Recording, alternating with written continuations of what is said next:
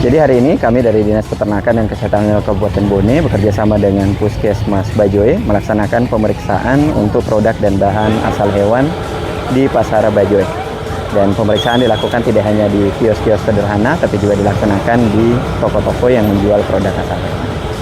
Ini untuk menjamin kesehatan dan keamanan dari pangan yang dikonsumsi oleh masyarakat kita. Kami dari Puskesmas bersama dengan Dinas Peternakan melaksanakan kegiatan pemeriksaan produk makanan dari olahan hewan demi memastikan masyarakat mengkonsumsi makanan produk yang aman dan sehat.